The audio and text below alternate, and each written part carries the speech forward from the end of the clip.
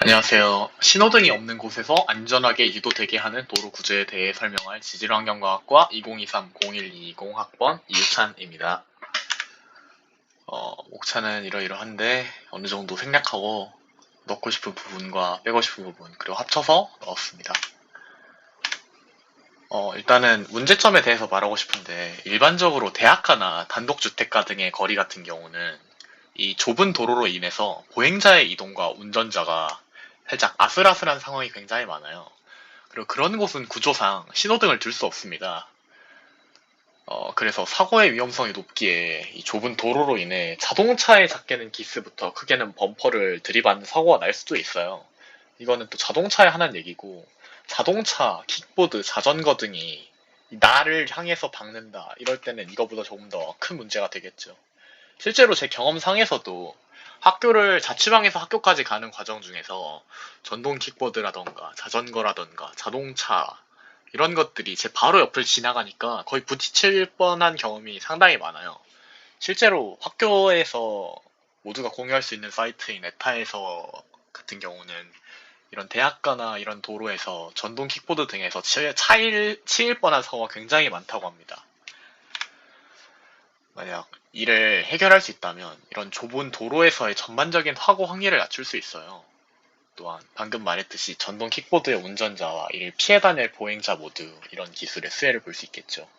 좁은 도로의 특성상 보행자와 부딪힐 확률이 높은데 만약 이를 해결한다면 이런 다른 이동 수단에서도 상당히 좋은 해결책이 될 수 있겠죠. 아이디어를 설명해 보자면 마우스부터 이 마우스까지 이게 일반적인 도로예요. 예를 들자면 뭐 뒤에는 더 인도가 있어서 사실상 실면적은 더 넓겠다만 그림은 아무튼 그렇고 이게 자동차가 다녀야 될 도로고 이게 인도와 이 도로 사이의 경사면이에요. 일반적인 도로였다면 그냥 여기부터 여기까지 도로와 인도가 통합된 구조겠죠. 자동차의 방향을 아무튼 이런 식으로 아예 고정시켜요.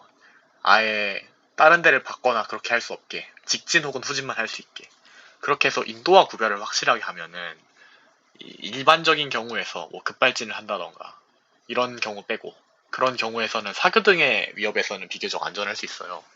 그리고 도로의 절대적인 크기 자체가 늘어났어요. 그렇기 때문에 기존의 이 차도든 인도든 이 사람들이 가리지 않고 다녔던 도로에 비해서 인도의 크기가 상당히 늘어났어요. 그 이전에는 인도와 도로의 경계에 구분이 없기 때문에 위험한 것인데 뭐 아무튼 이런 식으로 따로 인도를 배정을 한다면 전동 킥보드라던가 자전거 등이 다닐 때 비교적 넓은 공간으로 인해 보행자가 보다 더 안전하게 지낼 수 있습니다.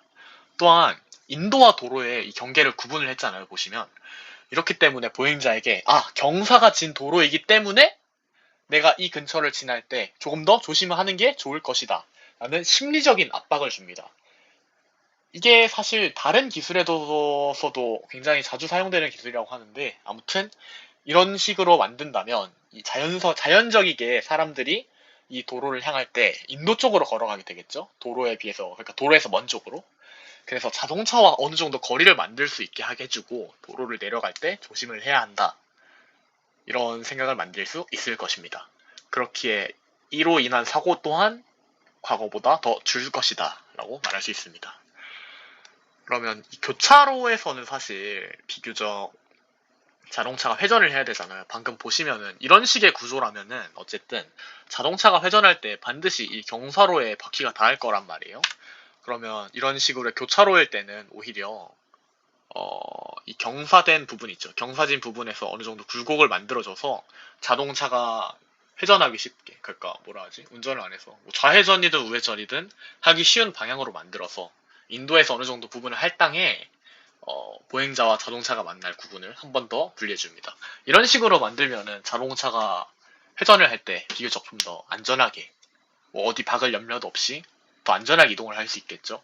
실제로 경사로에서도 예를 들어 여기서 이쪽까지 우회전을 한다고 가정했을 때 우회전을 할 때 자체에 사람들이 사각지대가 생기잖아요. 이런 내 시야에 사각지대가 생기기 때문에 보이지 않는 곳에서 무언가가 여기서 사람이 튀어나온다던가 그럴 수 있는데 이런 식으로 애초에 보다 더 안전하게 만들었기 때문에 비교적 좀 더 안전하게 이동할 수 있다. 그러네 물론 이는 기존 도로에 비해서 단점 또한 명확하게 존재해요.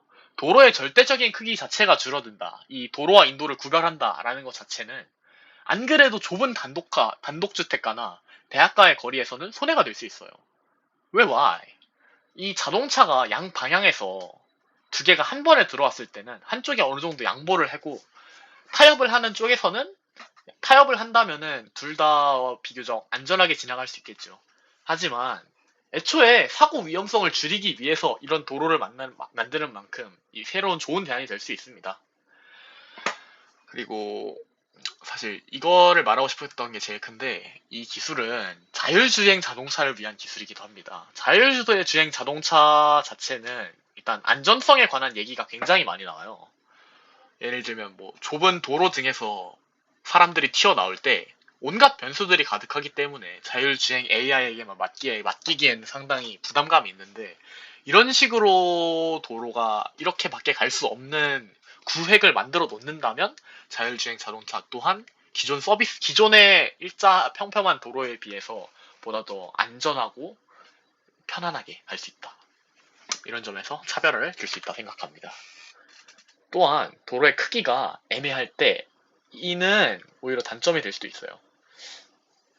이거는 아까 말했듯이 자동차 두 대가 양방향에서 들어올 때인데 아까 말했듯이 애초에 자동차 두 대가 들어와서 사고의 위험성이 생기는 거기 때문에 이 서비스를 만들기 위해서 이 도로를 처음부터 팔 때 거리 설계를 하는 동안 블록 간의 거리를 짧게 해서 애초에 이 교차로가 아니라 이 도로에 들어가기 전에 어느 정도 구획을 나눠서 보여주게 한다면 이 일에 대해서 걱정할 필요가 비교적 줄어들 것입니다. 앞으로의 구현 방향입니다. 이는 애초에 이미 지어진 대학가, 단독주택가에서 적용할 수가 없습니다, 사실. 너무나도 큰 비용을 수반해요. 땅을 다시 파야 되고 그 위를 다시 덮고 인도와 구획을 또 나눠줘야 되고 그렇기에 재개발이나 도시 설계 과정에서 새로 만들어져야 돼요. 또한 어느 정도 보급화가 되어야 심리적인 문제를 아까 건드린 방법, 아까 도로와 인도를 나눠서 애초에 보행자 자체가 이걸 건널 때 조금 더 위협을 느끼게 한다.